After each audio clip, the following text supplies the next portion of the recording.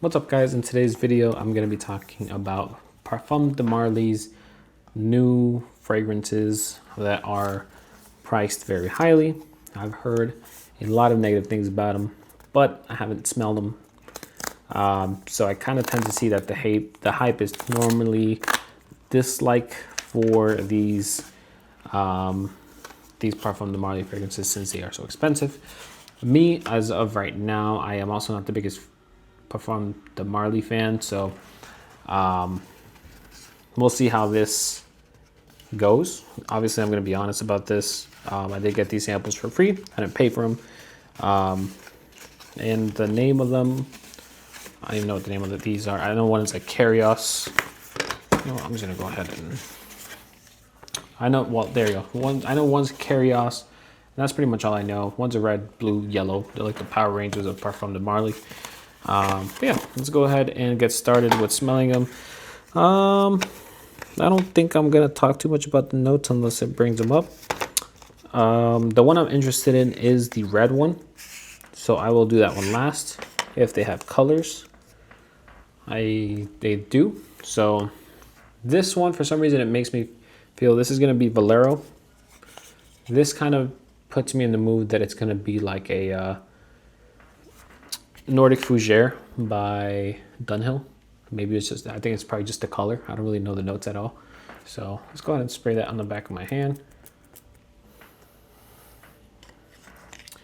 I've heard, like I said, a lot of the negative stuff about it. I've heard they smell very generic, that they're too high priced for what they are.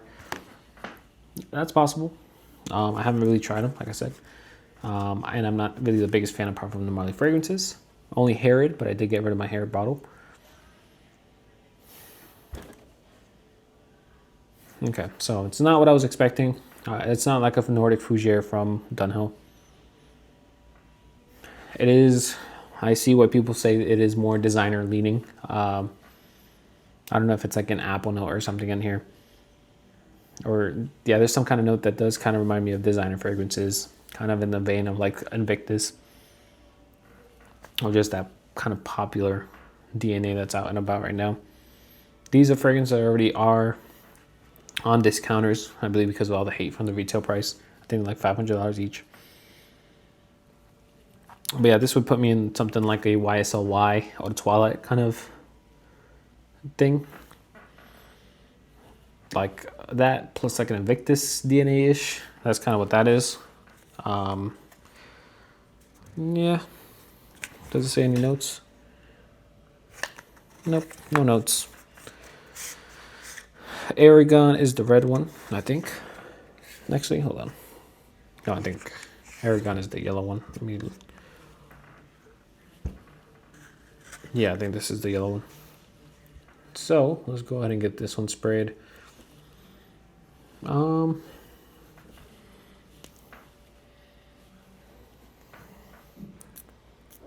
I think this one was vanilla, if I'm not mistaken.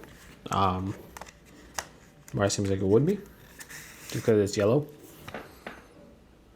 Yeah, this is vanilla. It's pretty good. For a vanilla fragrance, it's actually a really decent vanilla fragrance.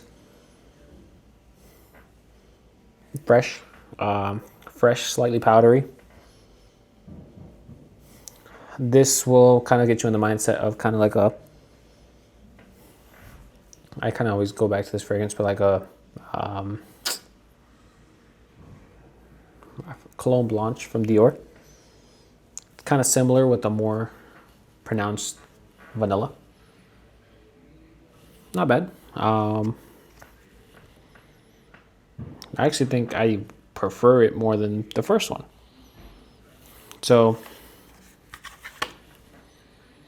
yeah, it's gonna be, and it smells pretty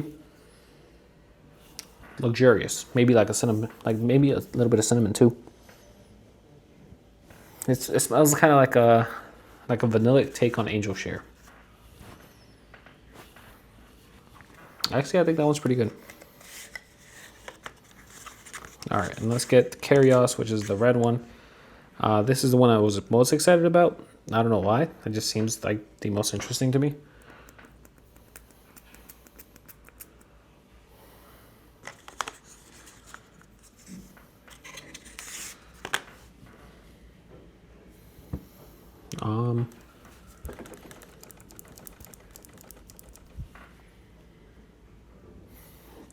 Okay, this is like an oud for greatness. Yeah. This is kind of in the vein of like oud for greatness. Um,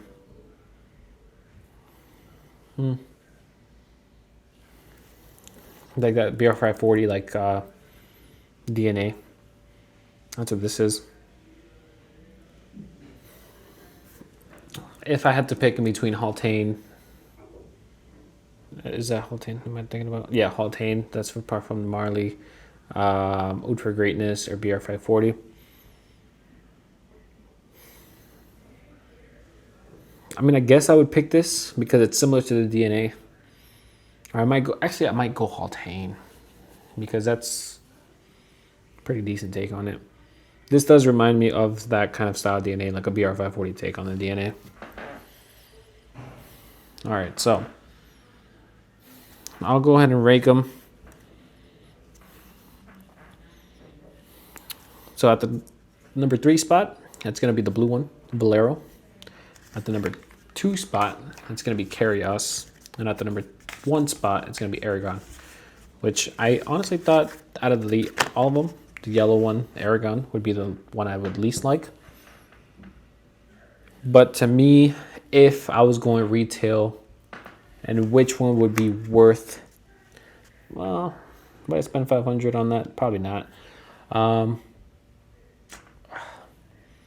The one I could see that it being not it's not reasonably priced in my opinion, but at least retail. But at the same time, who buys retail?